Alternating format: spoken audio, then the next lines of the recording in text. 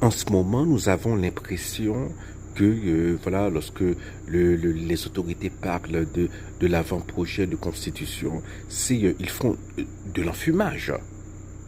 C'est un énorme écran de fumée. Je lisais par exemple le rapport de l'ONU qui disait qu'entre janvier et avril, 1600 écoles ont été contraintes de fermer en Haïti à cause des actes de violence des forces d'occupation.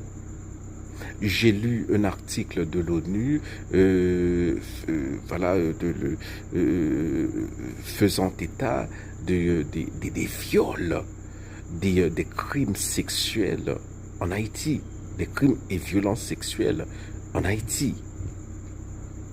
Donc, et on nous parle de constitution, voilà, d'âge, de constitution, voilà, une constitution, c'est un morceau de papier.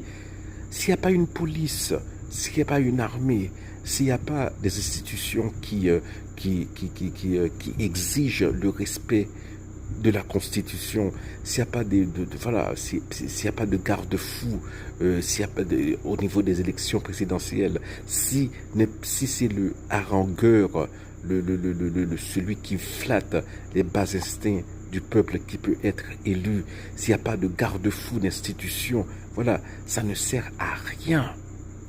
C'est de l'enfumage. Or, nous savons ce qui est nécessaire pour les 5-10 ans à venir, c'est d'avoir une armée. Voilà. On ne peut pas organiser d'élections présidentielles valides, valables, voilà, dans un pays où 90% de la capitale est occupée par des forces d'occupation, où l'État est constamment en fuite. Voilà, c'est une fuite en avant de l'État, où l'État est aux abois. Voilà. Donc c'est pas possible. On veut nous vendre la lune. Nous ne sommes pas cons. La priorité, c'est d'avoir une armée. En attendant, une police qui soit suffisamment forte pour contenir les forces d'occupation. Mais la priorité, c'est pas une constitution. C'est pas un monde qu'on va les lire, qui va le font l'armée. Non, sont l'armée pour entraîner d'abord, pour jouer moyen, l'argent, entraînement, investissement, pour on armée qui est indépendant de politique. Voilà, c'est ce dont nous avons besoin. Mandez tout le monde dans la RIA. Pas de monde qui est intéressé par faire constitution, ça. Il y a besoin de sécurité.